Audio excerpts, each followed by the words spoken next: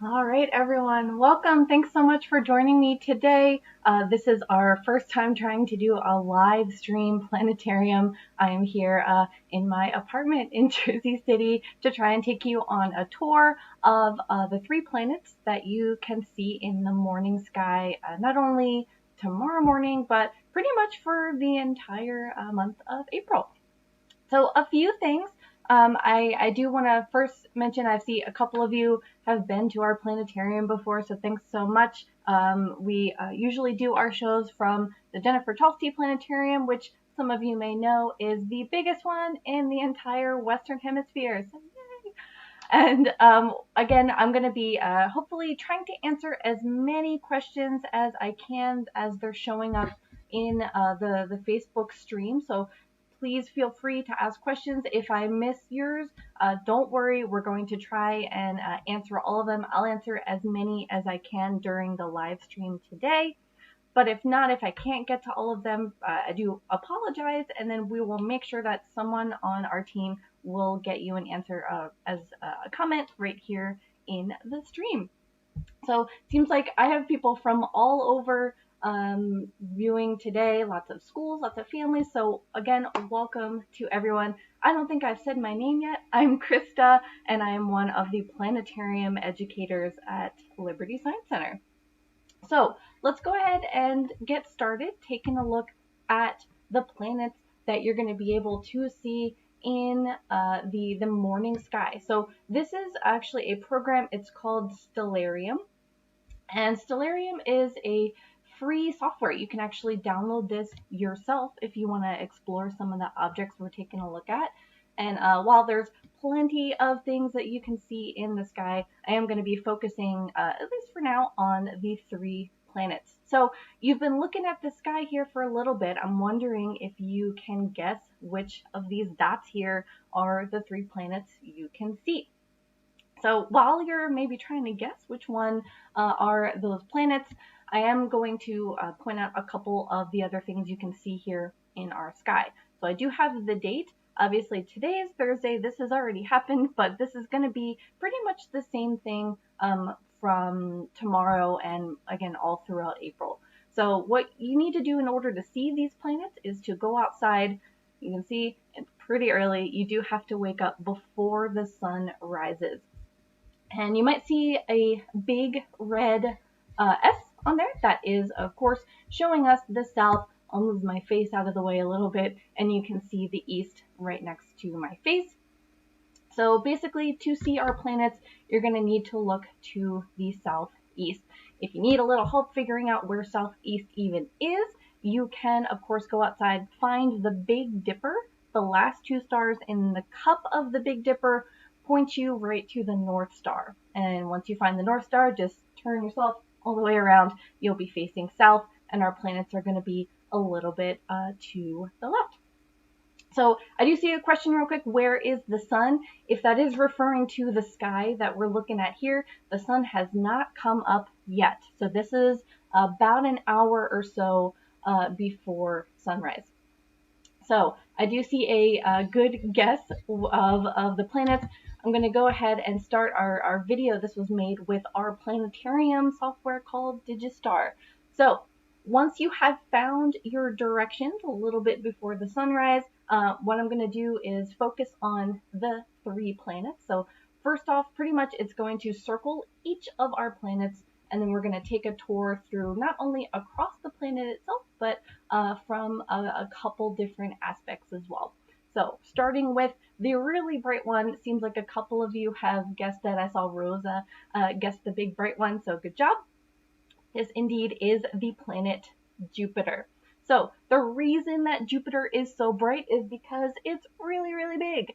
And we are going to take a flight along with a spacecraft called Juno. Juno is currently studying Jupiter. It's basically taken a 6-month long orbit, gets really close to the planet. Sorry if that was a little squiggly for you there. But we're going to fly alongside Juno right up to the biggest planet in our entire solar system. Jupiter is my favorite planet. It's pretty great. You might notice it's very faint, but there are actually rings around Jupiter. Saturn's not the only planet that has rings. All of the gas giant planets have rings around them. So all of that you're looking at here at Jupiter, we do call it a gas giant because it's really big and it's mostly made of gas. Jupiter does have a very thick atmosphere. I saw how far away is Jupiter. Jupiter is about 500 million miles away from Earth. I don't remember the exact distance away from the sun. We're about 93 million miles away from the sun, but I do remember Jupiter is about 500 million miles away from us. So, where's the red spot? So that was at the very beginning of our tour around Jupiter. I'm going to try to back up a little bit and pause this right here so you can see the great red spot is actually looking right at you. That's one of the most well-known features of Jupiter. It's basically a giant storm, like a big hurricane, and our entire Earth could fit inside of it. And that storm is about 400 years old. It's very old, very big. Scientists are still trying to figure out how it is still going, right? It's a really, really long time for a hurricane, which is pretty similar to what it is. I saw another question, why is Jupiter these different colors? So you may notice the stripes all around Jupiter there. That's because, again, it is a gas giant planet, and it's kind of similar to the winds that we have here on Earth. The stripes are basically wind going in different directions. As the planet spins around, Jupiter is actually the fastest spinning planet in our solar system, which might make no sense because it's so big, right? 1,300 Earths could fit inside of Jupiter, but it's going really fast. And that spin does help the wind kind of create those stripes. So just for time's sake, I'm going to keep going. We're going to talk about our next thing. If there's more questions, like I said, at the end, I'll try to take some time to go back through and see if I missed any questions. But what we're looking at here, these are 4 of Jupiter's moons. But Jupiter does have more than 4 moons. It has quite a few. It has about 79. So these 4 that we're focusing on here, these are the 4 largest moons of Jupiter. They are called the Galilean moons, which might tell you who discovered them, Galileo. Now we're going to fly up to one of them. This is a moon called Ganymede. And the reason we're flying up to Ganymede, I just kind of picked this one. It's the biggest moon in the solar system. You might see all of those different splotches and cracks. Ganymede is covered in a lot of craters, things that have just kind of bumped into the surface of the moon. And there's little grooves that have actually come. We do think there's an ocean under the surface, and water at some point has kind of come out and created little grooves on the surface of that moon. So again, quick little tour of Jupiter, and then we're going to go ahead and move to the next one. And I did see someone, I think Monica, ask how far away this planet is. So this is the planet Mars. Mars is about 135 million miles away from us. It takes about 6 months to fly to Mars. And basically, if we sent astronomers to Mars, it would take them about 2 years being in space. So as we are flying up to Mars here, we're going to take a look at a couple of the features of Mars's surface. And we're going to fly pretty much right through a giant canyon. Now, this might seem a lot like our Grand Canyon here on Earth. It is pretty similar, probably formed in a similar way. But this canyon, as we're flying through it, imagine basically flying through the entire country. So this canyon here, it's called Mariner Valley. It is as big as our entire United States. It would stretch from California all the way to New York. And in some places, it's about 3 miles deep. So very large feature here, which is interesting. I've always thought because Mars is only about half the size as Earth. So it does have these large features on it. Now, Mars does not have an active inside like Earth. It doesn't have tectonic plates and things, but it does have volcanoes. So You might be able to spot a few of them here, and we're actually going to take a flight up to the biggest volcano in the entire solar system. We like to look at the biggest things here in our quick little tour. So we are flying up to a volcano called Olympus Mons. This volcano is about 3 times taller than Mount Everest. Would pretty much cover all of France if we brought this volcano to Earth. It is not active anymore. Mars does not have volcanoes erupting, anything like that. I'm going to take a little pause and just see if I have any questions. I have a lot of questions. This is awesome. I'm so happy that I'm getting a lot of questions. We've got a lot of interest because the planets are really awesome. There's a lot to talk about. So I'm going to just take a quick little look and see if I can find any quick questions. So, oh, Erica, yeah, great. So we did think that we found a lake of liquid water about a mile below the south pole of Mars. So we haven't found any liquid water on the surface, but we think there's a lake of salty water underground, and we have found evidence that there was water in the past. If you're curious about that, look up blueberries on Mars. I know that sounds kind of silly, but it's a specific type of rock, and that's one of the big pieces of evidence that we have.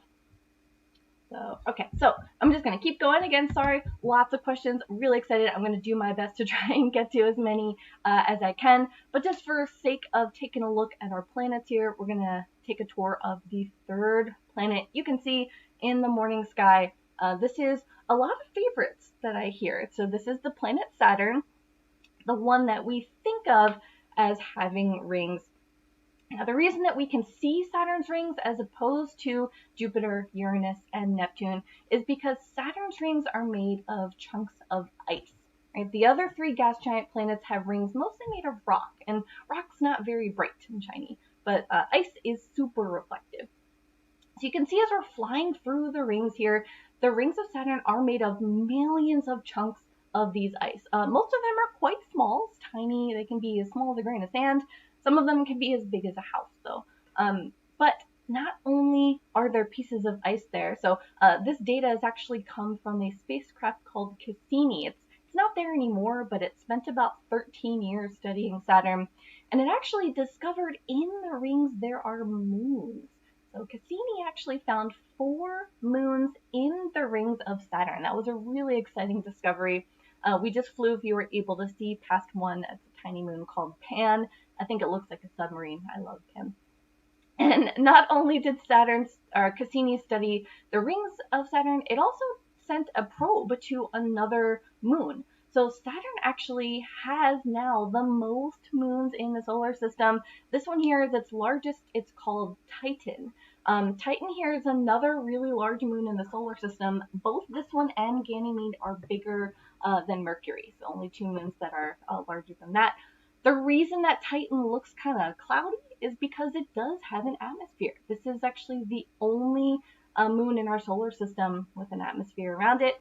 NASA did announce, hopefully in the future, one of the next missions will be to go back to Titan and learn more about the surface of that moon. So, like I mentioned, I do want to take a quick round back to when I mentioned that Saturn has the most moons. For a long time, we thought Jupiter had the most moons in our solar system, but not too long ago, a little less than a year or so, we actually found 20 more moons, and now Saturn officially has the most. It has 82 moons, so the most in our solar system. Now, that doesn't mean that Jupiter doesn't have more, it just means that we haven't found them yet. All right, so that is our quick video tour of the solar system. So I'm actually going to take a few minutes to go back through. I think we probably have about 100 comments at this point. Again, really, really excited. I'm going to try to do a quick rewind and see if I can answer some of these. So let's see what we got here. So as I'm doing the rewind here, I saw, when did the volcano on Mars last erupt? We don't know for sure, but millions of years ago. It has been a really long time since the volcano on Mars has last erupted. I don't know the exact date, but yeah, really, really long time ago. I saw a question about the rings. Why does Saturn have rings? Where do the rings come from? Basically, rings of a planet come from a moon that actually got a little too close to the planet, and the planet kind of pulled the moon apart into thousands and millions of little pieces, and just naturally, the pieces form into the shape of a ring, a flat ring, a lot like the shape of our solar system as our planets formed orbiting around our sun.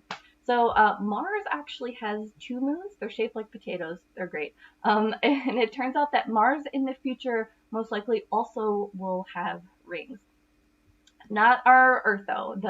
Our moon actually won't be coming towards the Earth. It's actually getting away from us very, very, very slowly. One of the first questions I saw was a great question, and it said, why is Pluto not a planet anymore? This is a really, really great question. Basically, when we first discovered Pluto, we didn't know that much about it. It's very, very far away. We launched a spacecraft called New Horizons, and it took about 9 years to fly out to Pluto. So basically, as we kept studying Pluto more and more, we saw better pictures of it. We were able to find out more information. And basically, a planet needs three things to be called a planet. It has to be going around the sun. Check. A planet has to be large enough that it naturally forms a sphere. So check. Pluto's a sphere. But the third and most important one is that a planet can be the only planet in its pathway. So I think of this a lot like cars going down a highway. A planet can be the only car in its lane. It can have moons going around it or people in its car, but it cannot have any other cars with it. And as we learn more about Pluto, we found other cars in its lane, other objects a lot like Pluto. And basically, if you really want Pluto to be a planet, then every asteroid in our asteroid belt is also a planet. So we can have lots of planets. If you you can make your own definition, however you want to define them. Most importantly, though, I think Pluto's interesting, and we should keep studying it. See, is Saturn bigger than the sun? No planets are bigger than the sun. No planets are really as big as stars. I think though the smallest star we found is only about 20% bigger than Jupiter. So planets are always going to be smaller than stars. A day on Jupiter, good question. A day on Jupiter is about 10 hours, so it's going very fast.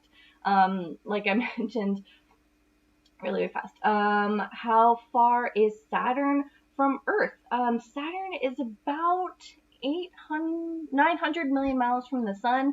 Again, I don't remember exactly how far it is from Earth. That does change because Earth and Saturn are both going around the sun. So sometimes we're closer, sometimes we're a lot further away, but about 900 million miles from the sun. So hope that helps. Good question. Is the sun a planet? So the sun is a star, and stars and planets are two different objects. Most stars, we think, pretty much have at least one planet going around them. So our sun is a star.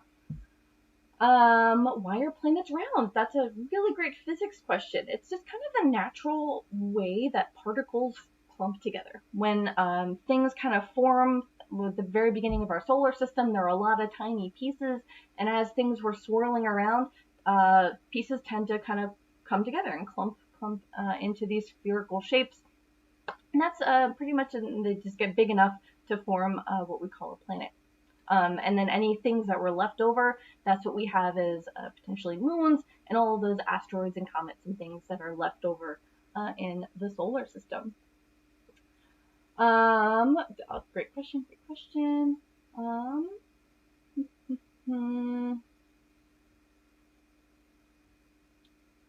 How many planets have rings? So I'm actually going to throw that out to my audience. See if you remember or learned how many planets in our solar system have rings around them. Good question. Let's see.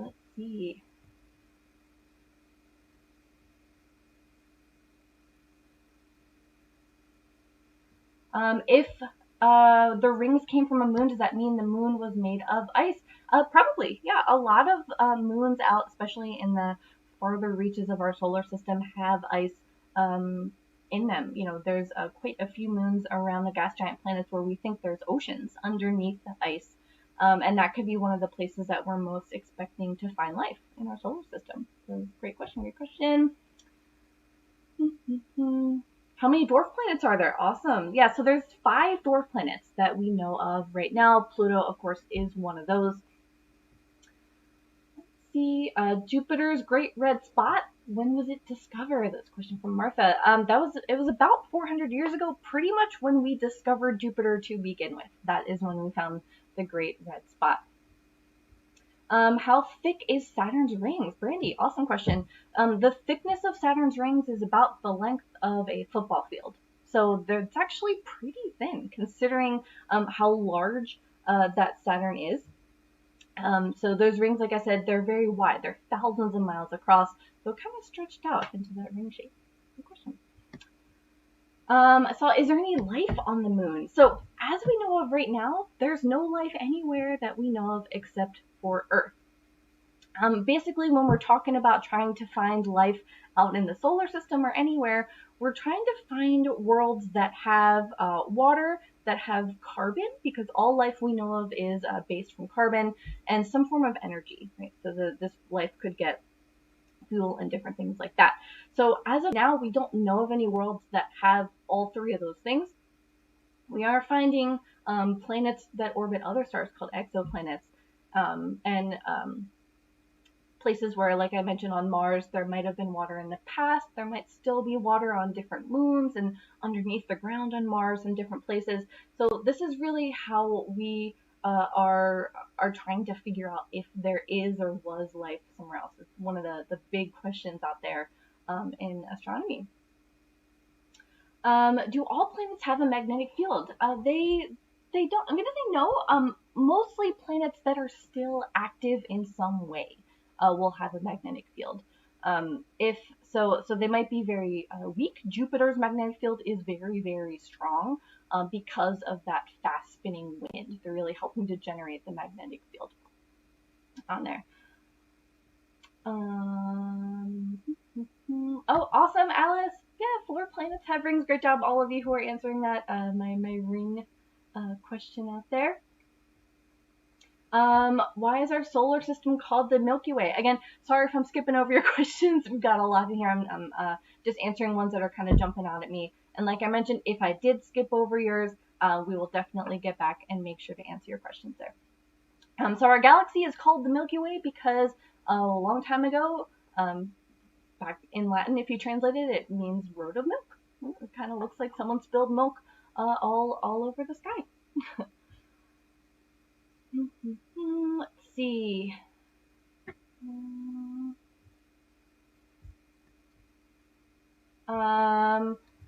So Veronica, I got your daughter saying hi. Hi there. The Earth is about 93 million miles away from the sun. Awesome question. Let's see. I'm gonna scoot down to the bottom. I think I will take a couple more questions. I'll probably take about for 1 more minute, and then, like I mentioned, please don't feel like you need to stop asking questions. We'll get back to you with answers. The nearest star to our sun, that's a great question. The closest star, it's in a system of them. It's called the Alpha Centauri system. It's about 4 light years away from us. So light year, the reason that we use things and different words and units of distance is because space is really far apart. 1 light year is about 6 trillion miles. So the nearest star is about 4.5 of those away. So still very far, but they are the Alpha Centauri stars. Melanie, are there different universes? That's a great question. I don't have an answer for you. There could be. We don't have any evidence saying yes. We don't have any evidence saying no. That's a really great question that I encourage you to keep asking. We all want to know the answer as well. What's beyond what we can see? So part of the reason we don't know that is we can only see so far, right? Light does take time to travel through space. So we really can only see so far away. So as soon as we learn to see past faster than the speed of light, maybe that's when we'll be able to answer those questions. All right, so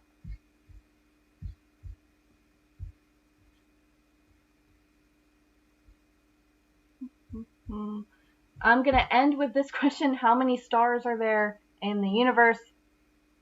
If you take every grain of sand on every beach in the entire world, there are more stars than that in the universe. So not a true number. And again, we know there's about 200 billion stars in our Milky Way galaxy, and there's trillions of galaxies out there in the universe. And if we assume that galaxies are much like ours and other galaxies that we can observe, we can guess, we can hypothesize, we can use math to figure out just how many stars we think that there are in the universe. And there's more than there probably is a number to tell you. So again, thank you so much for joining me here talking about the 3 planets. Try if you're a morning person and you can get outside to see the southeastern sky in the morning for pretty much all of April. I encourage you to try and spot some of these 3 planets. Again, if I didn't get to your question, I'm so sorry, and we definitely will make sure that an answer will be commented back to you. Thanks for joining me learning about our planets. If you're interested in more activities and some science at home content, I do encourage you to follow our LSC Facebook page and different social media to learn all about LSC in the House, which is our effort to bring you science content at home. So I hope you all have a great day, and thanks again.